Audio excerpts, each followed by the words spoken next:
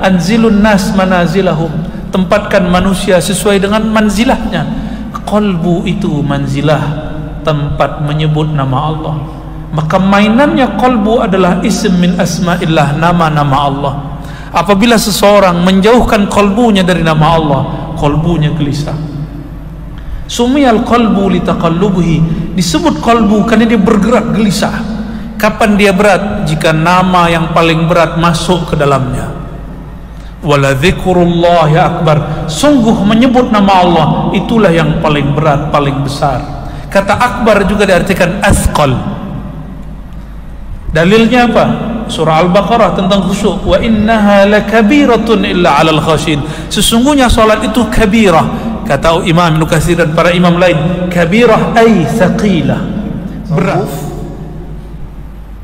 Yang diasas oleh Imam Al-Ghazali. Banyak orang berfikir bahwa tasawuf itu buatan manusia setelah Nabi Sallallahu Alaihi Wasallam. Kalam ini berbahaya. Kalam ini berbahaya. Mereka berarti tidak memahami hadis pertama dalam Sahih Muslim, ketika Nabi didatangi oleh sosok laki-laki yang putih yang ternyata adalah Sayyidina Jibril. Beliau bertanya 4 hal, yaitu tentang al-Islam, al-Iman, al-Ihsan, lalu tentang asyratus sa'ah, tanda-tanda hari kiamat. Al-Islam melahirkan ilmu-ilmu yang zahir, ilmu hadis, ilmu fiqih, ilmu tafsir, ilmu-ilmu yang zahir. Al-Iman melahirkan ilmu-ilmu aqliyat, ilmu-ilmu bagaimana cara mempercayai sesuatu. Kita sebut ilmu aqidah atau ilmu tauhid, tapi dahulu namanya ilmu kalam. Cuma sayang sekali istilah kalam ini sering disalahartikan oleh orang yang tidak faham, dan yang sering dipakai adalah kalam Imam Syafi'i. Imam Syafi'i diriwayatkan oleh Imam Al-Baihaqi bahwa dia lebih suka memukul, menjilid, memukul ahli kalam, lalu menyeretnya di tengah bandar, di tengah kampung. Padahal di zaman itu ahli kalam berarti kelompok Qadariyah, kelompok yang anti takdir. Itu abad kedua dan ketiga Hijriah. Sedangkan ilmu kalam yang dimaksud Imam Al-Ghazali adalah ilmu yang membela akidah Ahlus Sunnah wal Jamaah. Istilah sama tapi beda masa, beda makna. Lalu ada al-ihsan. Al-ihsan itu pilar ketiga. Itulah usuluddin yang keempat, mengenai ilmu ruhani. Tidak dibahas dalam ilmu fiqih, tidak dibahas juga dalam ilmu aqidah. Maka ulama fikih, para mufti, ulama ahli kalam, ahli fikir, tidaklah punya otoriti untuk menfatwakan persoalan ini kecuali dia juga ikut masuk di dalamnya. Maka kapan terjadi, bila terjadi ahli tasawuf dibenci oleh ahli fikih, dikafirkan, disesatkan oleh orang ahli akidah, jika ahli akidah dan fikih tidak memahami dan tidak masuk kepada bab ihsan. Maka seyogyanya lah kita mengikuti hasil maklumat, hasil daripada ijma' para masyayikh tahun 2016, Muktamar Shishan di Chechnya. Ulama-ulama kita bersepakat mengenai bahwa manhum ahlus sunnah, siapakah mereka ahlus sunnah? Ahlus sunnah itu yang pertama berfikih, bermazhab, dan yang sekarang masih eksis ada 4 mazhab. Sila pilih salah satunya. Dan alhamdulillah di negeri Malaka kita bermazhab apa di sini? Asy-Syafi'i. Ya, samalah dengan saya ya. Ada yang mazhab lain sini atau ada yang buat mazhab baru ya. Imam Ghazali ahli dan sudah sampai pada derajat mujtahid, tapi ia tidak membuat mazhab baru ya. Tapi hari ini orang mengatakan saya tidak ikut imam, saya langsung kepada Allah. Ada orang berkalam begitu? Yang berkalam begitu sama dengan dia mengatakan saya dapat wahyu dari Allah. Karena yang boleh langsung kepada Allah itu Rasul dan Nabi. Selain Rasul dan Nabi mesti mendapatkan riwayat asanid, sanad daripada Nabi Muhammad sallallahu alaihi wasallam. Lalu Imam Al-Ghazali mengatakan ya, ilmu ihsan ini melahirkan yang disebut at-tasawuf. Ada tambahan yang keempat. Ini tambahan daripada Allah yarham As-Sayyid Al-Habib Abu Bakar Al-Adni dalam fikih tahawulatnya tentang fikih akhir zaman, memahami akhir zaman ya. Jadi ada 4. Agama ini dibagi 4 pilar: fikih, aqidah, tasawuf, akhir zaman, ma'rifat akhir zaman. Maka siapa yang ingin menyempurnakan ilmu agamanya, sempurnakanlah 4 tajuk ini, 4 bagian ini. Sekarang kita masuk kepada tasawuf Imam Ghazali. Para masyayikh, para habaib, para asatiz, sahabat-sahabat, saudara-saudariku semua, Imam Ghazali ini bukan orang sembarang seperti yang dituduhkan anak muda hari ini, bahwa beliau ini tidak mengerti hadis. Beliau ini mengerti hadis, beliau memahami ulumul hadis, tapi beliau bukan rawi hadis. Mampu membezakannya. Beliau mengerti mustalahat hadis. Sekarang PhD ilmu hadis mengerti ilmu mustalah. Saya sedari remaja menghafalkan Baikuniyah, kitab taisir yang dikarang juga oleh orang yang baru wafat kemarin, kitab takhrij asanid. Setiap hari kita meneliti hadis.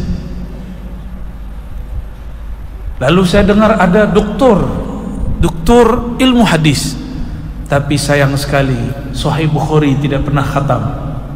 Oh, berarti dia baru doktor ilmu hadis. Imam Ghazali Sahih Bukhari ia khatam, tapi dia tidak rawi hadis. Maka tidak ada kitab menyebutkan hadis riwayat Al-Ghazali. Ada? Tak ada. Beliau menghafalkan matan, dan beliau hafal lebih dari 5.000 matan. Ada yang hafal 5.000 matan? Bahkan orang yang mengatakan Imam Ghazali ini tidak ahli hadis, 42 hadis Arba'in Nawawi pun dia tidak hafal. Lalu dia berani mengatakan Imam Ghazali suka hadis palsu. Setelah kita teliti, hampir tidak ada hadis palsu dalam Ihya Ulumuddin, kitab tasawufnya. Yang ada hanya hadis itu belum bertemu oleh ulama di masanya. Yang mengkaji kitab Imam Ghazali ini Imam Subki, pencinta Ghazali. Dia mengatakan saya tidak bertemu 300 hadis dia dalam Ihya Ulumuddin. Tapi hari ini ulama-ulama kita dan saya juga meneliti, tidak lebih dari 50 hadis yang kami belum bertemu sumbernya. Selebihnya ada marja'nya, ada riwayatnya. 5.000 hadis lebih kurang Imam Ghazali hafal ya. Maka istahyu minallah ayyuhal muntaqid, malulah kepada Allah wahai para pengkritik Imam Ghazali. Kenapa Imam Ghazali tidak mau menjadi ahli hadis? Karena beliau menulis dalam kitab Ar-Risalah Al-Laduniyah, risalah mengenai ilmu laduni. Apa kata beliau? Dan kitab-kitab yang lain, bahwa ilmu itu dibagi 3. Pertama ilmu hafaz, Kita di Indonesia nyebutnya hafal, menghafaz, menghafal, memorize, baca, hafal, baca, ulang, begitu. Tapi ilmu ini kata Imam Ghazali ini baru basic, ini untuk sibyan, untuk anak-anak. Harus naik lagi. Maka coba lihat anak-anak kita hafal sifat 20 tapi tidak mengerti sifat 20. Hafal bacaan solat tapi tidak faham isinya. Hafal Quran tapi juga tidak faham kandungannya. Namun hari ini banyak orang tua berharap anaknya hafaz Quran. Ustaz, kiai, syekh, tuan guru, doakan anak saya hafaz Quran. Saya biasanya katakan, semoga dia hafiz Quran dan mengerti isi Quran, lalu mengamalkan isi Quran. Kita tambahkan 2 doa. Tidak hanya hafiz Quran, karena pembunuh Sayyidina Ali juga hafiz Quran, tapi tidak faham isi Al-Quran. Imam Al-Ghazali mengatakan ada ilmu kedua, yaitu ilmu al-fikr, ilmu fikir. Kalau menghafaz, kita menghafazkan dengan otak, ilmu fikir dengan akal. Dan yang ketiga, al-jam'u bainal awal wa thani, bainal awal wa thani, menggabungkan pertama dan yang kedua, ilmu menghafal dan ilmu fikir. Hasilnya itulah baru ilmu yang murni. Dia hafal, dia faham yang dia hafal. Inilah yang dimau di dalam Al-Quran.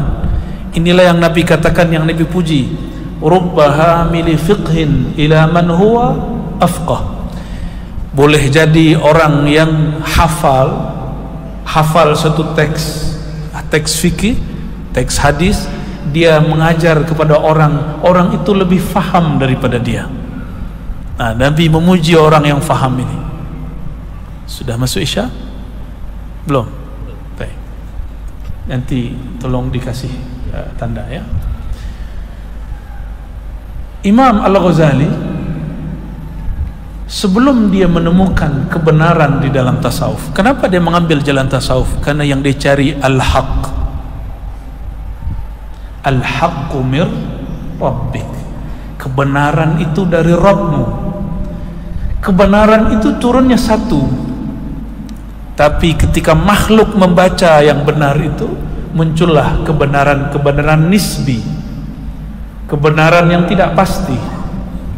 Maka setiap kelompok merasa benar. Jika ada orang mengatakan saya tidak mau lagi ikut imam, langsung saja kepada Al-Quran, maka dia membuat kebenaran yang baru. Jika dia tidak mau ikut mazhab yang 4, lalu dia katakan saya langsung kepada Nabi, dia telah membuat mazhab yang kelima. Mau buat mazhab kelima? Silakan, tidak ada larangan. Masalahnya siapa yang mau ikut. Ya. Imam Ghazali tidak mau buat mazhab baru, karena itu tahsilul hasil, membuat sesuatu yang sudah dibuat ulama yang lebih afdal daripada dia. Maka dia tidak mau buat yang baru. Maka kita sudah cukup dengan fasilitas mazhab yang sudah ada.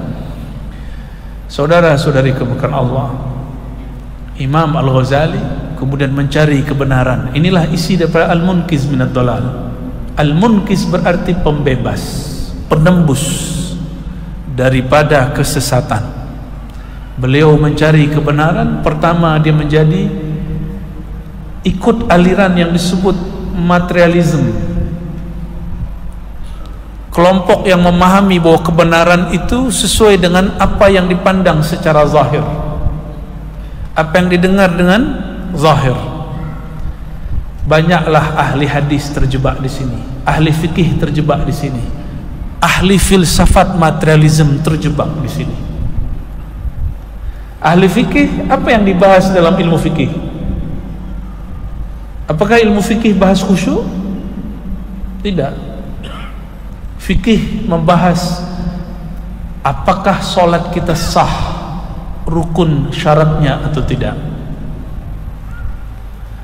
Imam Ghazali ingin lebih dari itu. Imam Ghazali ingin memastikan apakah solatku diterima di sisi Allah atau tidak. Itu ilmu yang dia cari.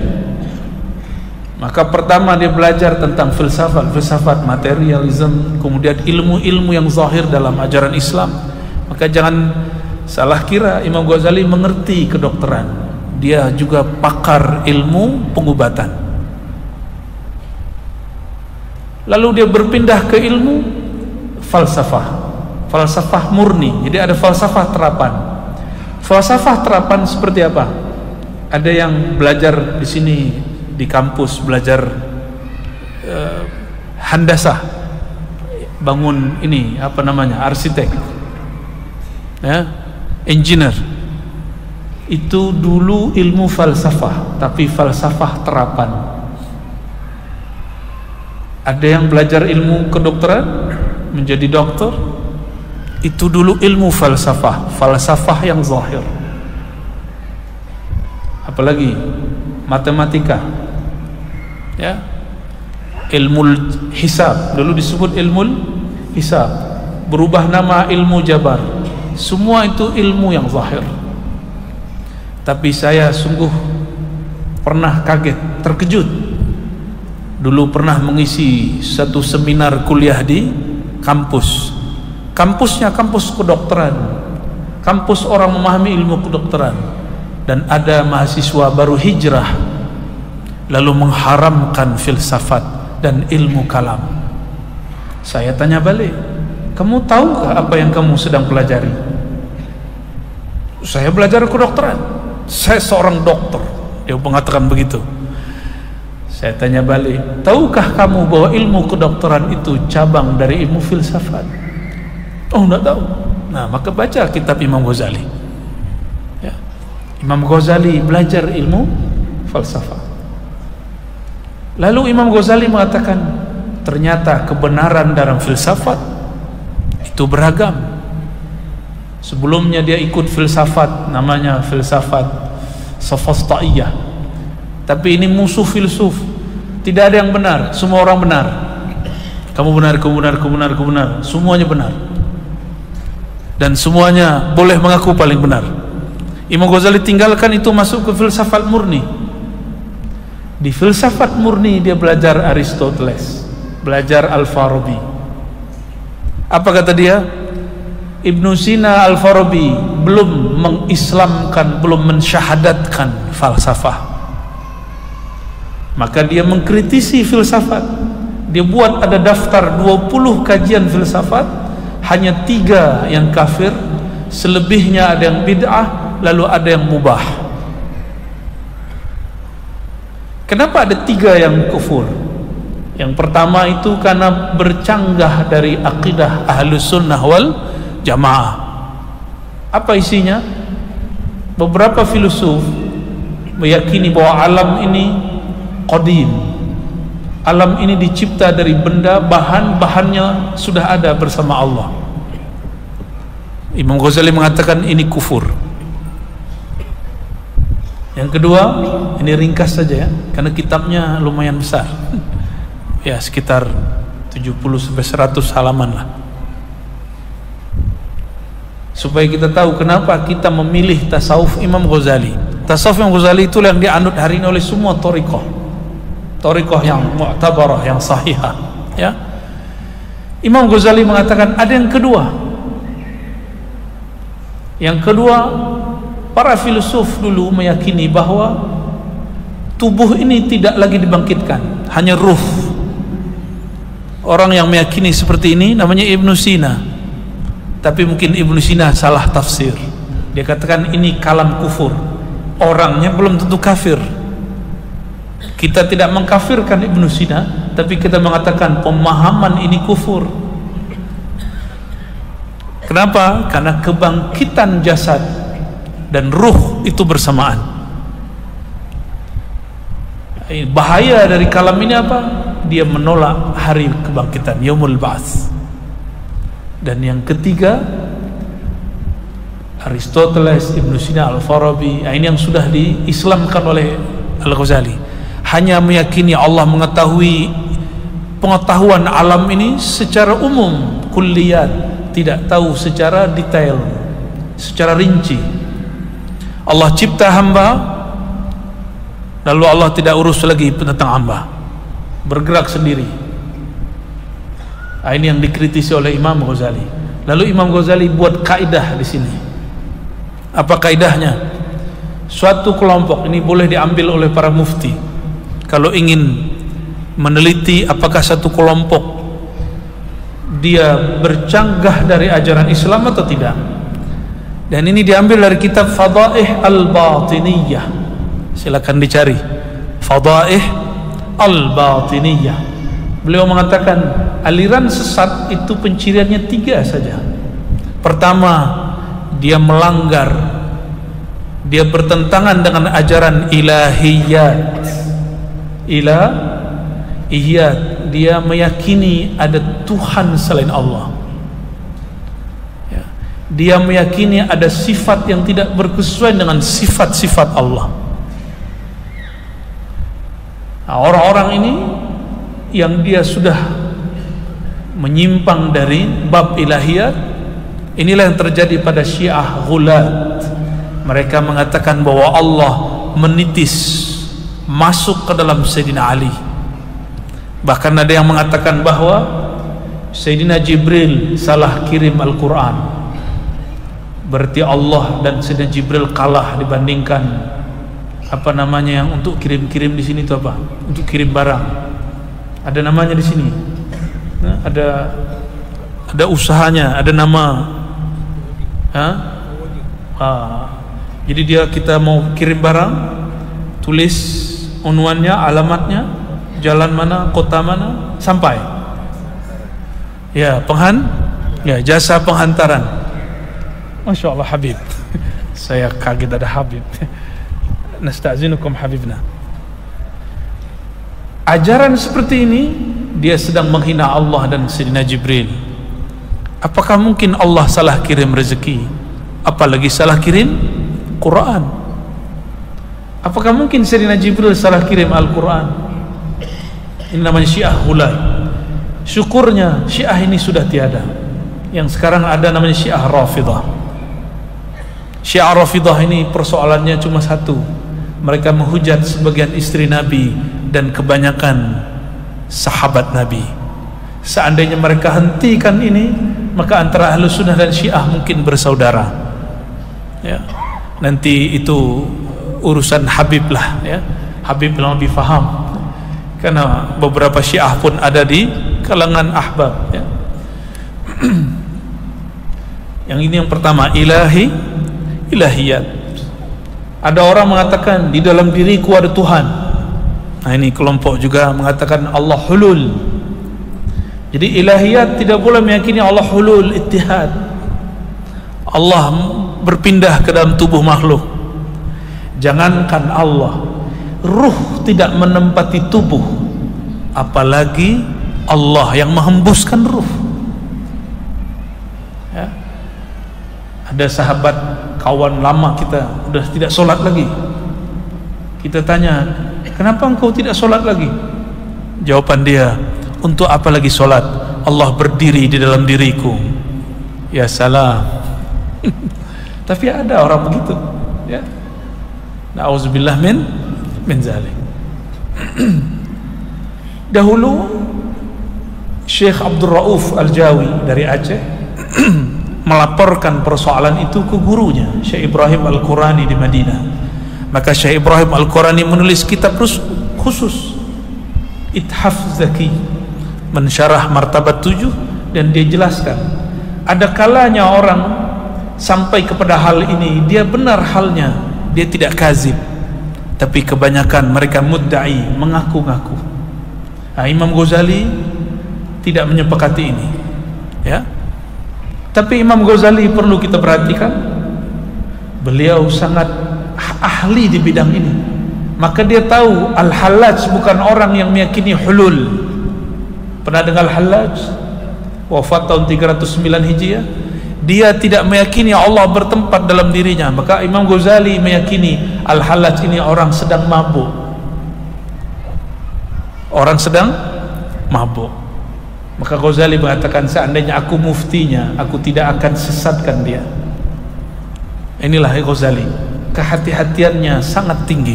ihtiyatnya sangat ketat. Hati-hati dalam bab ilahiyat, harus menguasai ilmu akidah plus menguasai ilmu tasawuf. Ilmu tasawuf, karena bab ilahiyat dalam tasawuf berbeda ibaratnya dengan ilmu akidah. Yang berikutnya bab nubuwat, la nabiyya ba'di. Jika ada satu kelompok mengatakan ada nabi lagi setelah Nabi Muhammad, dia sudah bercanggah dari ajaran Islam. Dan yang ketiga apa? As-sam'iyat, segala sesuatu yang dikhabarkan dalam Al-Quran dan Sunnah mengenai akhir zaman, akhirat, kita tasdik dan beriman. Siapa yang mengingkari surga neraka, alam barzakh, padang mahsyar, maka mereka dipastikan keluar dari ajaran yang murni dari ajaran Islam. Nah, ini kalau cara kita mau menghitung ini kelompoknya sesat atau tidak, bukan masalah dia berserban atau tidak, bukan masalah dia berjanggut panjang atau tidak, apalagi cuma masalah sarungnya di atas mata kaki atau di bawah mata kaki. Bukan itu standar orang itu benar atau tidak, dia bertorikoh atau tidak, bukan. Nah, yang tiga ini. Nah, Imam Al-Ghazali, dari sinilah dia kemudian menemukan lagi setelah falsafah ilmu kalam, ilmu aqidah.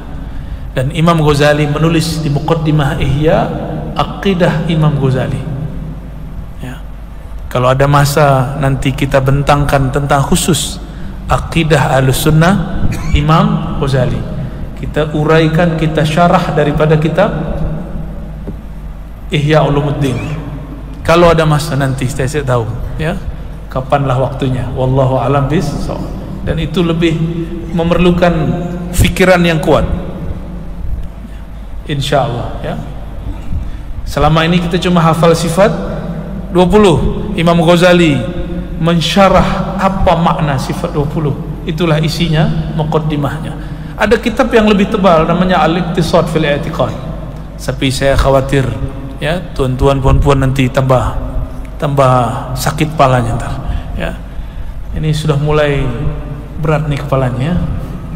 Dari tadi kita bahas kitab sengaja ya.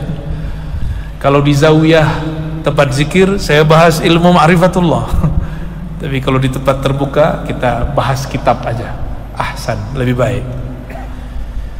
Imam Ghazali lalu beliau mengatakan, saya pun tertarik mencari kebenaran dalam ilmu kebatinan.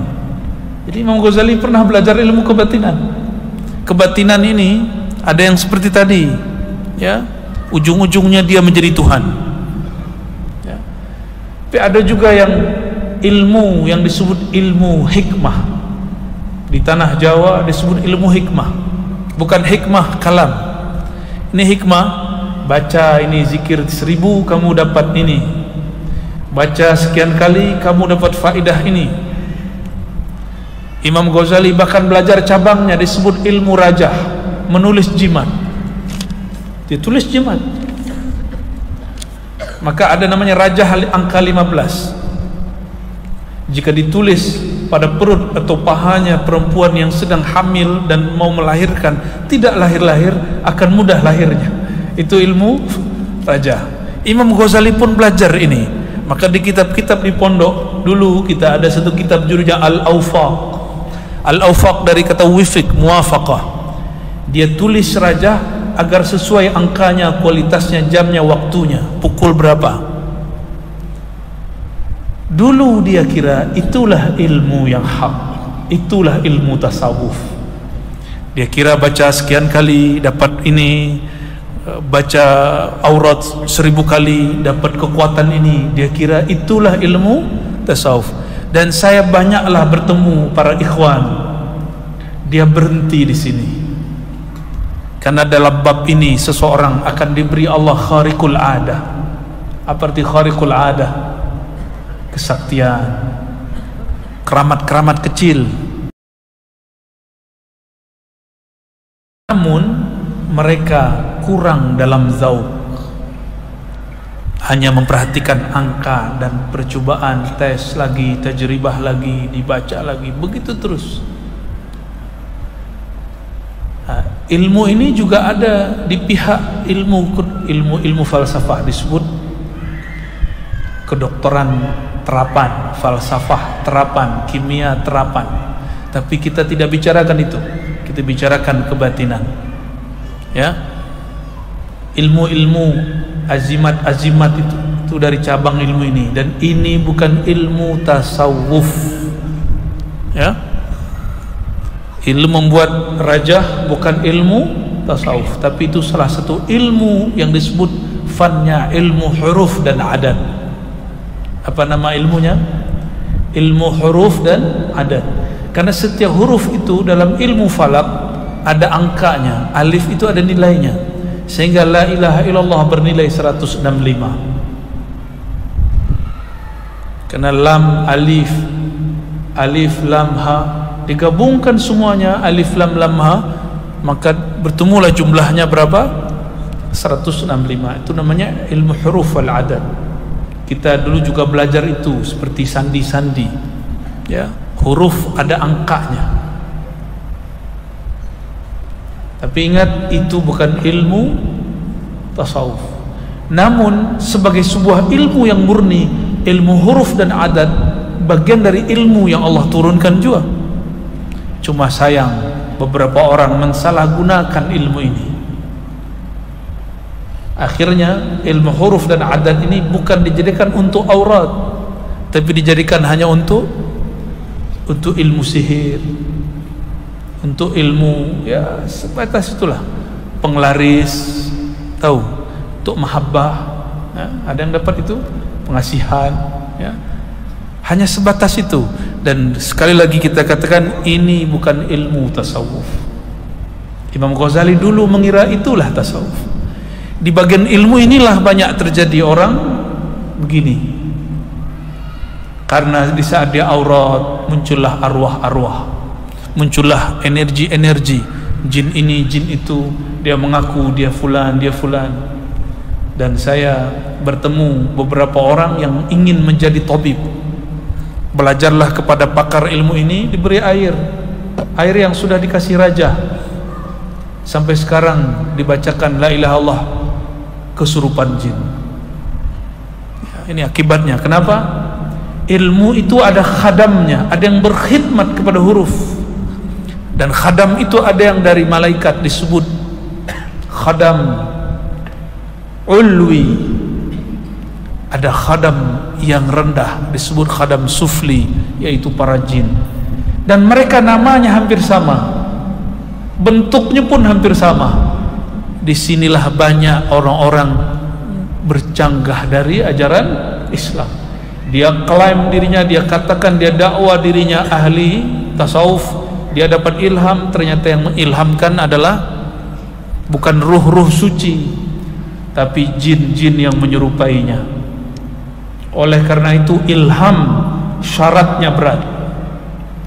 Tidak boleh sembarang mempercayai ilham. Mimpi syaratnya pun berat, sehingga tidak sembarang mimpi boleh dipercaya. Oleh karenanya Imam Al-Bukhari menulis kitab Sahih Bukhari, ada bab khas mengenai takbirur ru'ya, bab takbir, mentakbir mimpi. Karena ar-ru'ya far'un minal wahyi, mimpi itu adalah cawangan daripada wahyu. Maka Imam Ghazali kemudian mencari lagi, karena dia hatinya enggak tenang, jiwanya tidak puas. Sepertinya bukan ini ilmu yang aku cari. Maka dia bertemulah seorang syekh bernama Abu Ali Al-Farmadi. Abu Ali Al-Farmadi ini imam, dari ujung rambut sampai ujung kakinya, ujung ubun-ubun sampai ujung kakinya, ilmu ma'rifat asma'ul husna, al-asma'ul husna.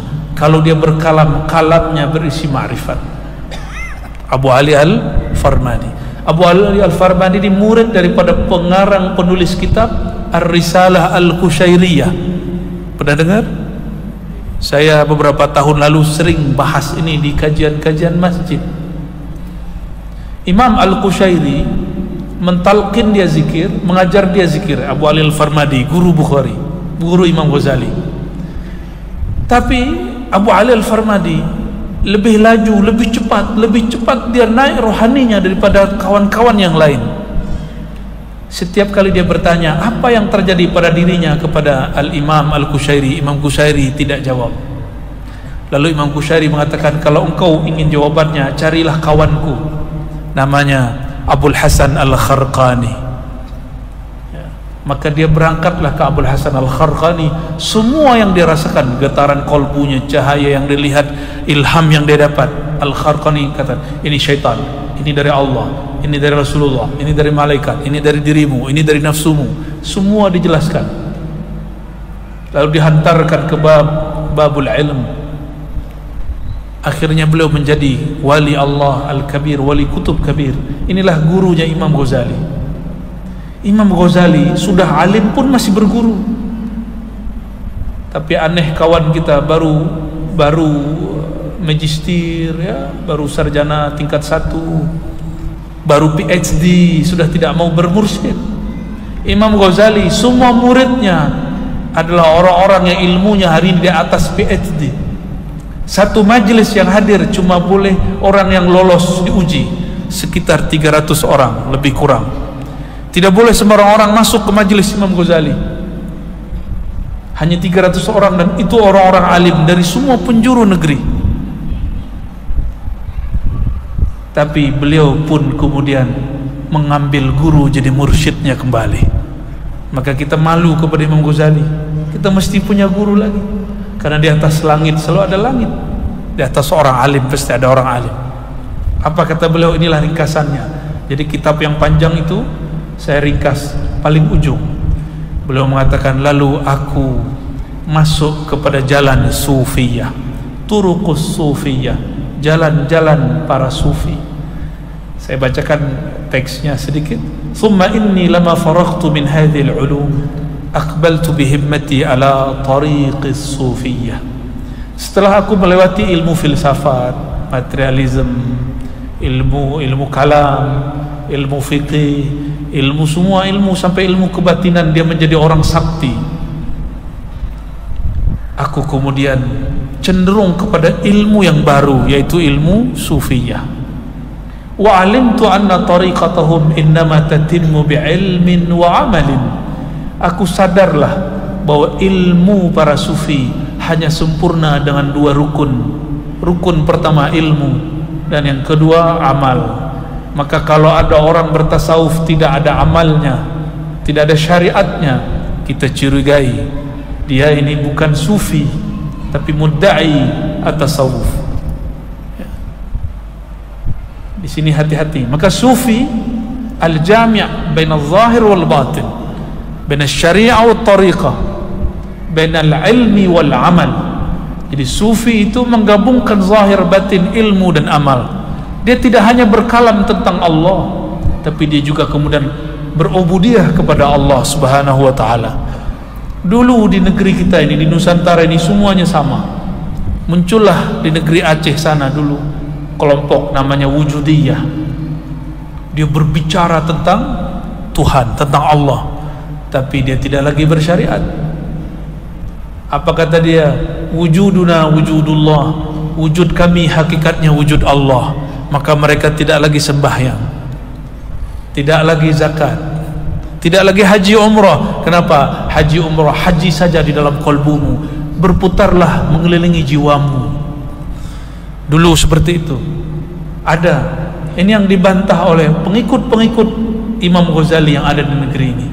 Maka muncullah para masyayikh, muncullah para ulama. Di Tanah Banjar ada Datuk Kelampayan, dia tulis kitab khusus untuk mengkritisi, meluruskan kesalahan orang memahami tasawuf. Ini diambil dari kalam Imam Ghazali, innama tatimmu bi'ilmin wa amalin. Tasawuf itu mesti ada ilmunya, mesti ada amalnya. Orang beramal tanpa ada ilmu beban. Datang kepada mursyid, apa kata mursyid? Amalkan ini 5.000, tapi tidak ada ilmunya. Maka dia mikir, Waduh, ini beban apa lagi nih? Ya, beban hidup sudah banyak, beban pekerjaan sudah banyak. Masa tambah lagi beban dari guru? Ya. Datang ke mursyid, suruh kamu amalkan salawat ini 7.000 sehari, pingsan dia. Ya. Tapi jika dia diberikan ilmu, kenapa zikir 1.000, 2.000, 5.000? Dia akan sadar dan faham. Apakah kita adil kepada diri? Bekerja dari pagi sampai petang. Alasannya apa? Ingin mendapatkan ringgit. Sahih? Ya. Bagaimana mungkin ingin mendapatkan ringgit langit, dolar langit, jika kita tidak rajin mengetuk nama Allah di dalam kalbu minimal 1 jam sehari? 1 jam sehari cukup. 60 menit sehari sebut nama Allah setiap hari. Apabila kita istiqomah bekerja untuk membangun rumah di dunia yang bakal kita tinggalkan juga, untuk menafkahi istri yang nanti mungkin dia duluan wafat atau kita yang duluan meninggal, kenapa kita tidak adil lalu dan menabung nama Allah di dalam kalbu untuk membangun rumah di akhirat? Nabi mengatakan 1 subhanallah bihamdi subhanallahil azim itu 1 pohon di surga, 1 pokok di surga. Kenapa orang tidak amalkan ini? Berangkat bekerja pulang, bacalah itu subhanallah bihamdi subhanallahil azim. Imam Ghazali sampai kepada sadaran ini karena dia pun punya muridnya hanya kagum kepada ilmunya. Ketika dia salah, muridnya kemudian kritik dia. Dan ini tidak terjadi di kalangan sufi. Sufi itu mereka beradab, mereka tidak meyakini gurunya sebagai nabi. Maka jika guru salah, bagi dia maklum, karena guru bukanlah nabi yang maksum, yang tidak berdosa, tidak pernah salah. Itu siapa? Nabi. Para anbiya, kalau mursyid boleh salah? Boleh. Ada mungkin mursyid terjebak maksiat, mungkin. Tidak memperlakukan mursyid seperti orang-orang yang selevel malaikat. Sungguh aneh ada murid mengatakan, oh, dia kan orang tarekat, dia sufi, kenapa dia melakukan ini? Dia lupa mereka masih manusia. Nah, kata Imam Ghazali, wa kana hasilu ulumihim qat'a uqubatin nafs. Puncak buah daripada ilmu tasawuf itu ada 3. Pertama, memutus uqubatin nafs, efek-efek bahaya yang ditimbulkan oleh jiwa. Maksudnya menaikkan darjah dari jiwa yang ammarah kepada jiwa yang mutmainnah. Dan yang kedua, at-tanazzuh an akhlaqiha al-mazmumah wa sifatiha al-khabithah. Membersihkan jiwa daripada akhlak-akhlak yang tercelah, wa sifatiha al-khabithah, dan karakter dasar jiwa yang sangat keji. Dalam riwayat yang disebutkan ulama-ulama kita, ini riwayat Israiliyat tapi maknanya sahih, sesuai dengan makna tentang ayat yang menyebutkan an-nafs al-ammarah bisu. Allah berkalam kepada jiwa, wahai jiwa, wahai nafs, aqbil, aqbil. Kata nafs, man anta, siapa kamu, suruh-suruh aku. Allah kalam kepada jiwa, jiwa jawabnya apa? Man anta, siapa kamu, suruh-suruh aku. Lalu Allah suruh lagi, aqbil. Dia masih jawab, kamu siapa? Saya siapa? Kamu suruh-suruh. Akhirnya Allah yang menciptakan jiwa, Allah puasakan dia sekian lama. Setelah jiwa ini lapar, baru dia datang kepada Allah dan mengatakan, ya Allah, anta Rabbi wa ana abduka. Maka cara untuk menundukkan jiwa, caranya adalah mempuasakannya. Puasakan lisan dari kalam, puasakan mata dari memandang yang haram, bahkan yang mubah. puasakan telinga dari mendengarkan yang syubhat, apalagi yang haram. Tapi hari ini ustadz pun hobi bergunjing, menggunjingkan sesama ustadz. Ya, ini dosa-dosa kita ini, Tuan Guru. Para syekh pun hobi mencari kesalahan syekh yang lain. Jamaah tariqah mencari kesalahan tariqah yang lain. Aswaja mencari-cari kesalahan kelompok yang lain. Sampai kapan ini akan berlaku? Ini ciri-ciri orang yang gagal bertasawuf, gagal beragama. Ilmunya untuk mencari kesalahan orang. Terbersit sekali ingin mencari kesalahan orang, berarti kita gagal bertuhan. Nafsnya nafs lawamah, nafsnya nafs ammarah, ya, yang ta'mur bisu, mengajak kepada yang buruk.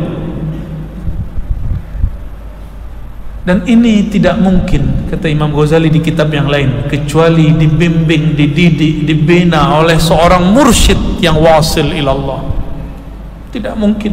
Si mursyid ini dulu pernah juga dibimbing oleh gurunya, gurunya dibimbing oleh gurunya, gurunya bersambung kepada para sahabat dan Nabi Muhammad sallallahu alaihi wasallam. Imam Ghazali sudah hafal ribuan hadis, mengerti istidlal kitab dan sunnah, memahami qaid-qawaid fiqhiyah dan usul fiqih, mampu menafsir, mengerti mana aliran-aliran yang bercanggah dari Islam, mana yang tidak. Tapi dia mengatakan di akhir kitab ini, saya pun belajar karena ingin hubbul jah, cinta kepada tuah, ingin disebut orang alim, alim allamah, maka dia sudah dapat gelar itu, hujjatul Islam. Apa makna hujjatul Islam?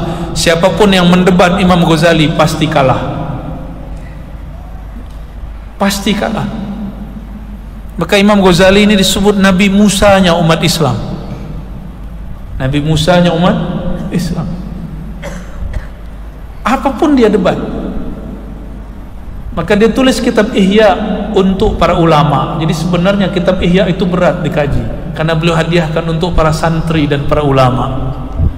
Tapi kemudian ada ringkasannya, Mukhtasar Ihya, ini bolehlah untuk orang awam. Tapi yang tebal itu 4 jilid itu untuk para ulama. Ya. Tapi ulama pun salah faham, akhirnya kritik dia lagi, Ghazali hadisnya palsu. Berarti dia tidak mendapatkan faidah dari Imam Ghazali. Dan yang terakhir kata beliau, puncak dari bertasawuf, yatawassal biha ila takhliyatil qalbi an ghairillah wa tahliyatihi bi dzikrillah.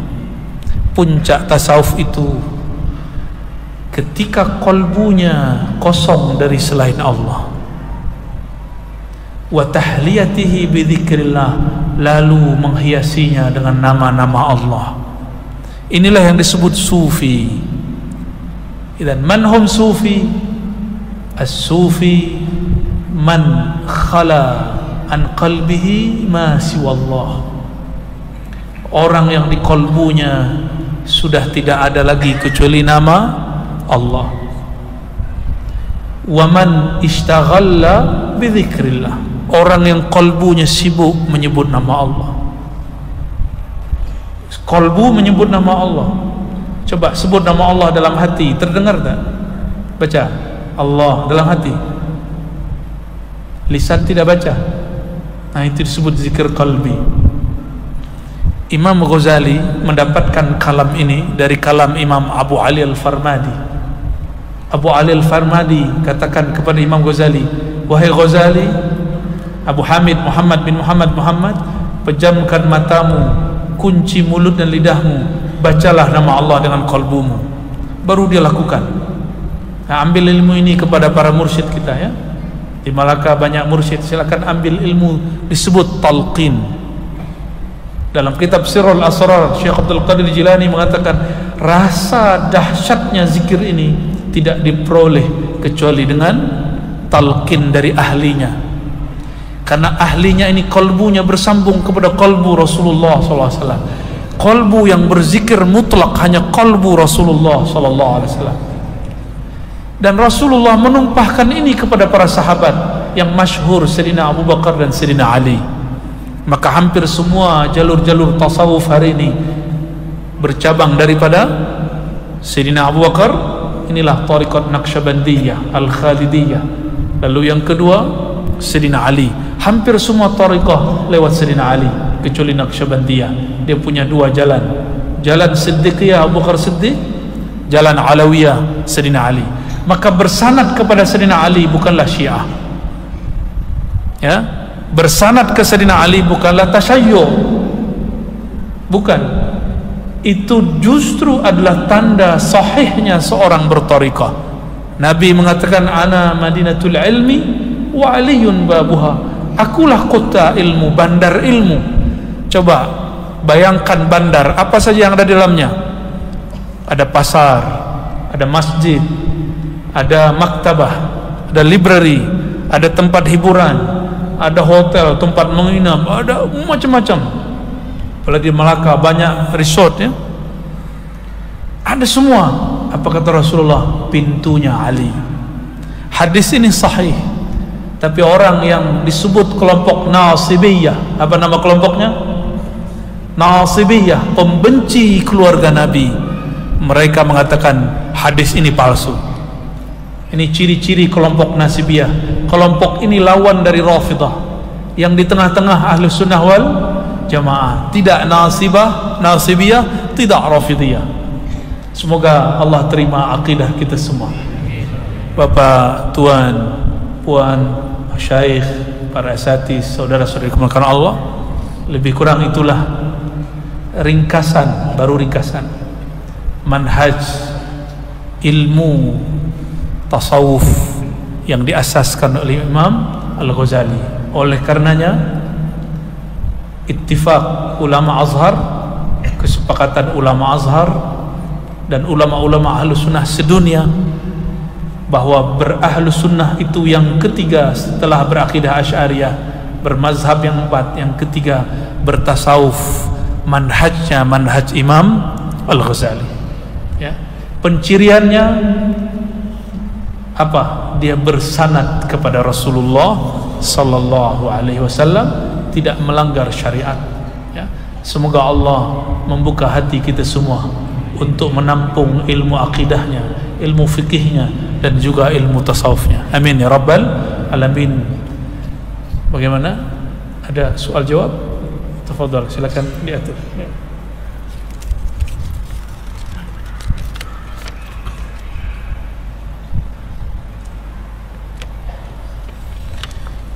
Mohon jelaskan perihal ajaran millah Ibrahim.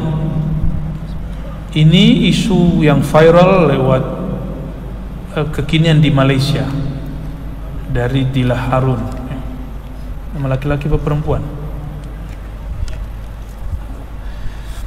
Ajaran millah Ibrahim itu istilah Quran, tapi sayangnya ada beberapa orang menggunakan itu untuk menggabungkan tiga agama sekaligus.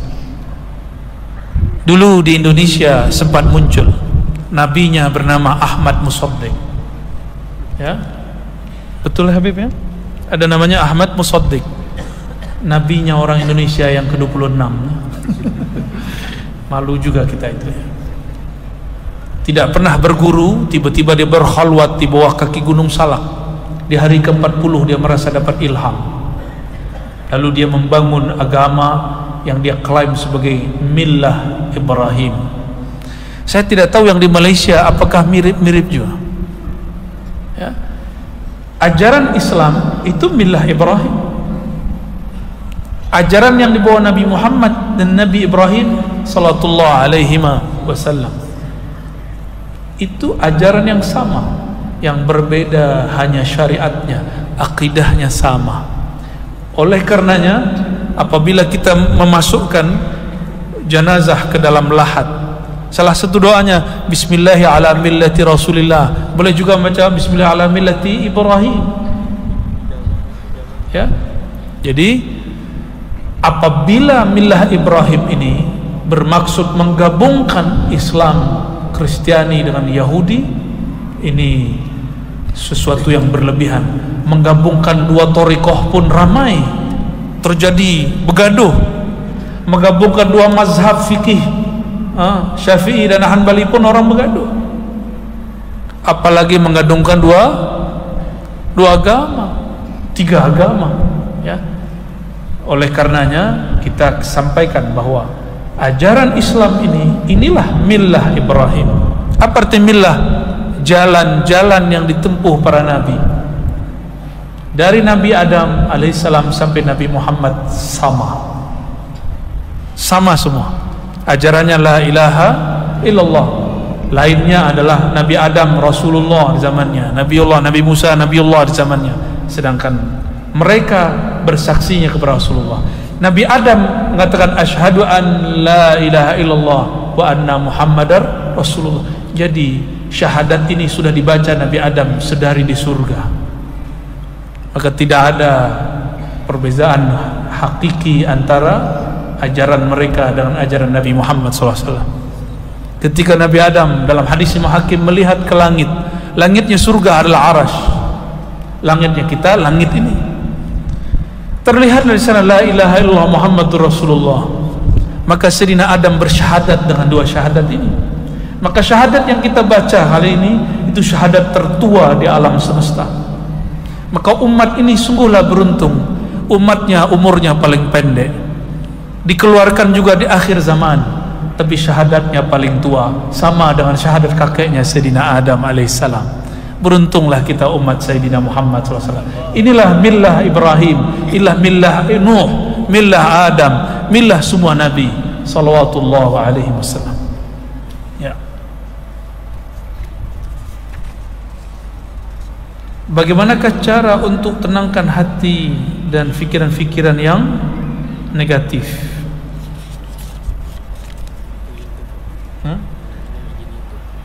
Oke. Cara menenangkan kolbu ini dia ibarat anak, tifl. Syekh Abdul Qadir menyebutkan satu istilah tifl ma'ani. Ada istilah seperti itu, tifl. Anak-anak kita kasih kuliah atau kita kasih mainan.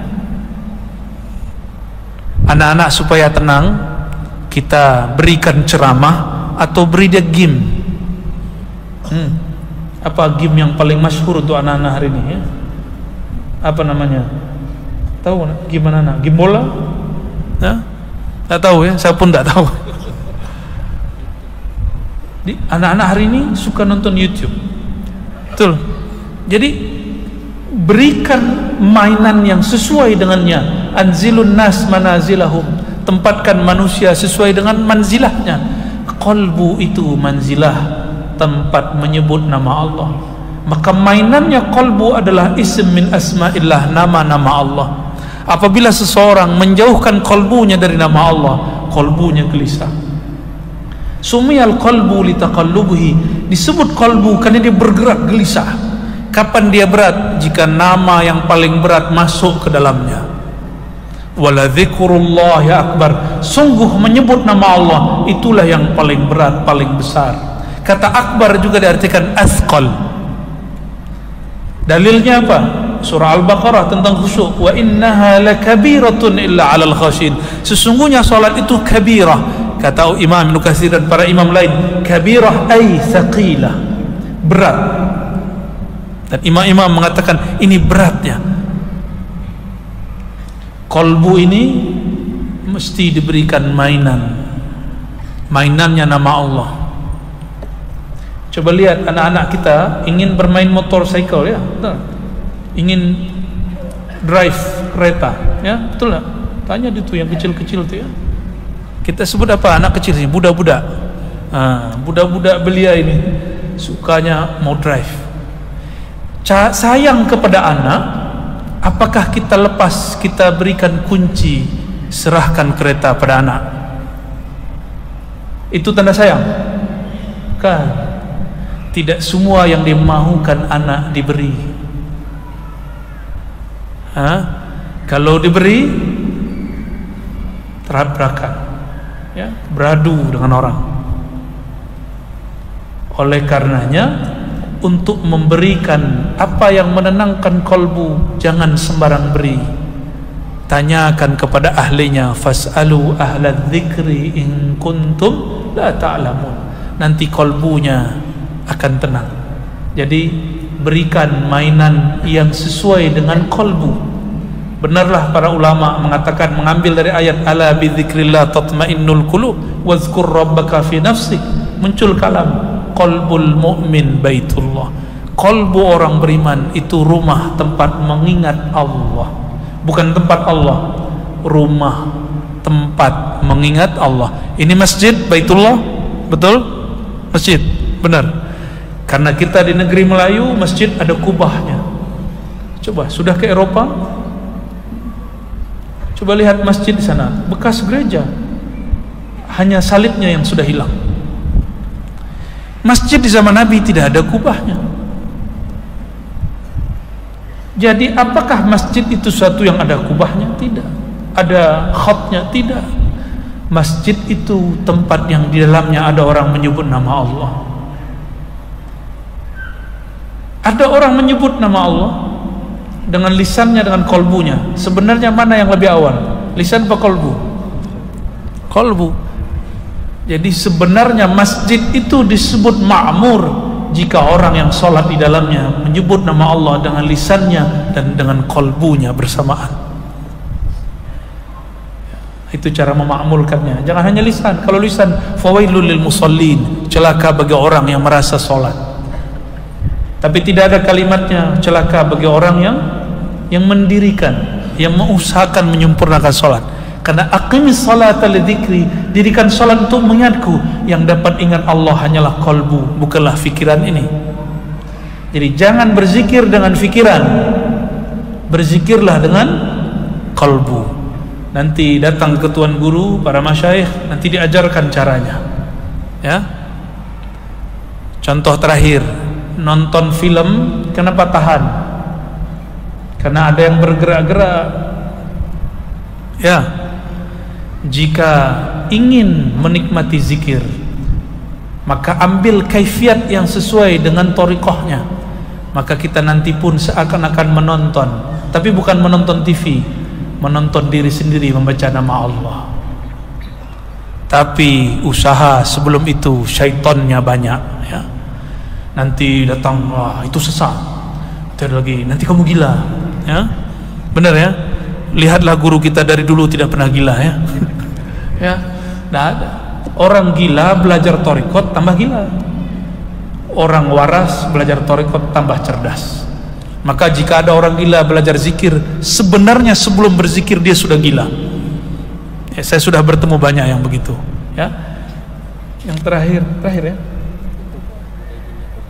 Oke, sekedar siapapun yang merasa mendapat manfaat dari kajian-kajian di sosial media, YouTube, Facebook, silakan diambil. Jika ada kalam yang tidak tepat, tawakuf, tidak usah diambil. Konsultasikan dengan guru-guru mulia. Karena saya bukan manusia yang maksum.